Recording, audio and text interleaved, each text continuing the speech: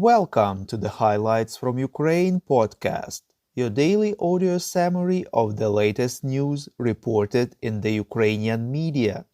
Just yesterday, we've launched our own YouTube channel. From now on, your friends who don't have podcast apps will be able to listen to the highlights from Ukraine on YouTube. Link to our channel will be in the description below. My name is Artem, and here is the news. 151 days less the Russian invasion of Ukraine.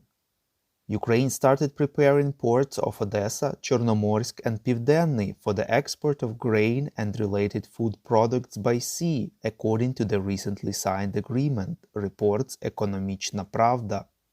The transportation of grain will take place in groups of vessels.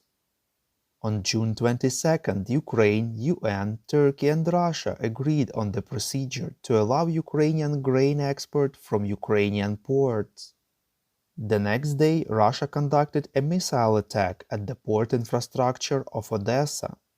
The New York Times quoted an unnamed UN official claiming that this attack doesn't contradict the agreement, as the document protects not the whole port infrastructure, but only those parts that are engaged in grain export. Later, the UN officially stated that this claim is false. The US ambassador to Ukraine, Bridget Brink, said that Washington is seriously considering declaring Russia a state sponsor of terrorism, reports Radio Liberty. The reason for that is Russia's actions during the full-scale invasion of Ukraine.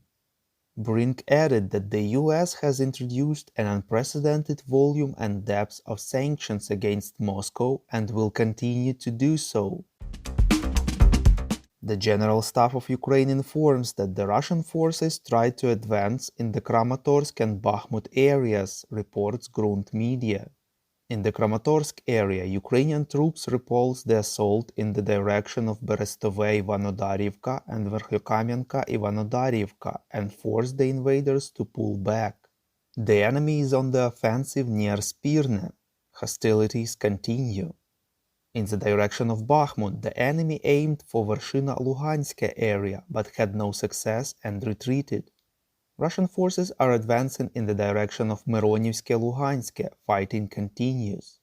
Air defense units of the army managed to down Russian Su-25 fighter jet yesterday. The commander of 28th Separate Mechanized Brigade of the Ukrainian Army, Colonel Vitale Goulia, was killed in action in the south of Ukraine, reports NVUA.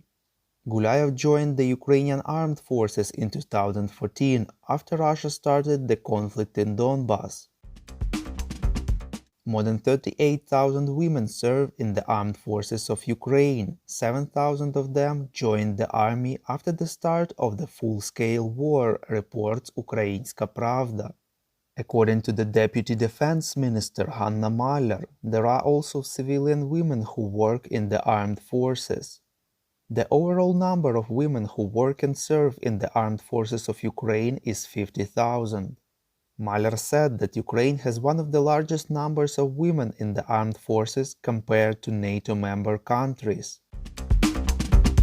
Polish journalist Sławomir Sierakowski informed that Poles raised 4.6 million euros to buy a Bayraktar drone for Ukraine, reports Unian. Prior, Lithuanians also gathered money for one drone and Ukrainians for 3 drones. In both cases, the Turkish producer of the Bayraktar drones agreed to give them away for free. At the moment, Norwegians are raising money for a drone for Ukraine as well.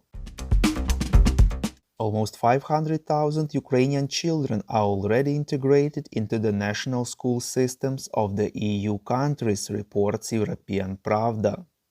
3.9 million Ukrainians registered for temporary protection in the EU countries.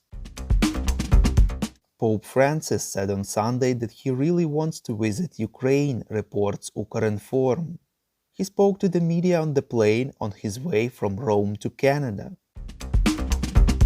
Our Patreon supporters get access to a cool new series on wartime life in Ukraine. To join the club, follow the link in the description below. We call on you to demand from governments of your countries to impose the toughest sanctions possible on Russia and its citizens to stop their invasion of Ukraine. Thank you.